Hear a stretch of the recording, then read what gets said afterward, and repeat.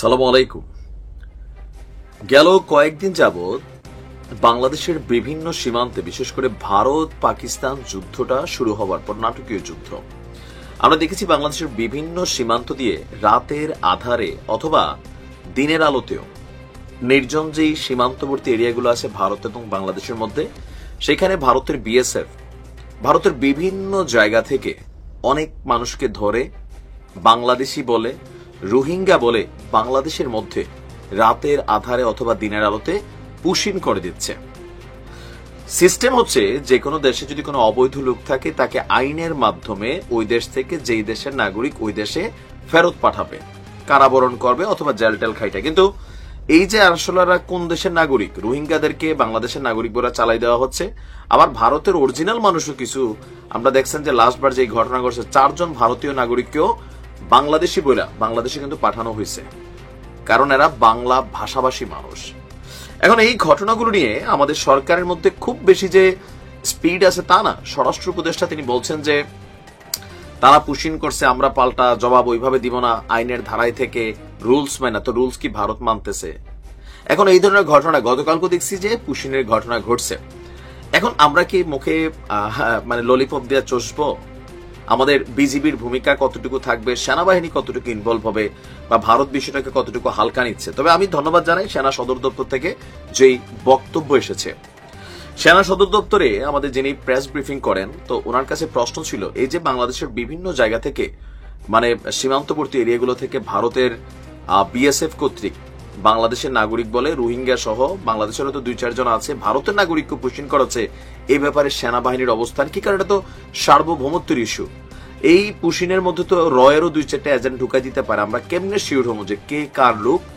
তো সেনা সদর থেকে বলা হয়েছে বেসিক্যালি বিষয়টাতে সরাসরি সেনাবাহিনী চাইলেও ইনভলভ হতে পারে না। কেন? আন্তর্জাতিক কিছু নিয়ম আছে। সীমান্তবর্তী এরিয়াগুলোতে কাজ করবে বাংলাদেশে, যেমন বিজিবি কাজ করছে, ভারতে করতেছে বিএসএফ। কিন্তু আমাদের সেনাবাহিনী চাইলেই সীমান্তে গিয়া বিজিবির দায়িত্বটা পালন করতে পারবে না। এটার জন্য আবার সরকারের বিশেষ নির্দেশনা লাগবে, আবার এটা সম্পর্কে আইন কানুনও আছে একটা ইন্টারন্যাশনালি। তো সেই জায়গা থেকে আমাদের সেনাবাহিনী বিষয়গুলো সম্পর্কে অবগত আছেন, এবং পুশিন বাংলাদেশ সেনাবাহিনী সেটাকে সমর্থন করেন না। যদি সরকার নির্দেশ দেয়, বিজিবি যদি এটাতে ফেলিউর হয়, দেন আমাদের প্রাণপ্রিয় সেনাবাহিনী তারা সীমান্তে যাবে এবং কি এই ব্যাপারে অ্যাকশন নিবে। কারণ পুশিন কোনোভাবেই এটা কিন্তু কাম্য নয়। তো চাইলেই কি এখন যাইতে পারে? না।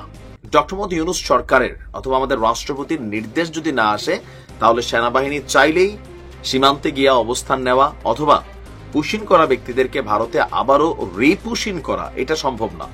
আপাতত এই দায়িত্বটা পালন করতে হচ্ছে বিজিবিকে। তো বিজিবি কতটুকু সফল হচ্ছে? অনেক জায়গায় সফল হচ্ছে, অনেক জায়গায় ব্যর্থ হচ্ছে। ব্যর্থ কোথায় হচ্ছে? ভারতের সাথে বাংলাদেশের কিন্তু বিশাল একটা সীমানা। তো আমাদের যেই লোকবল, আমাদের যেই ম্যানেজমেন্ট, এটা আসলে এত বড় বিশাল সীমানাকে পুঙ্খানুপুঙ্খভাবে মনিটরিং করার সুযোগ নেই।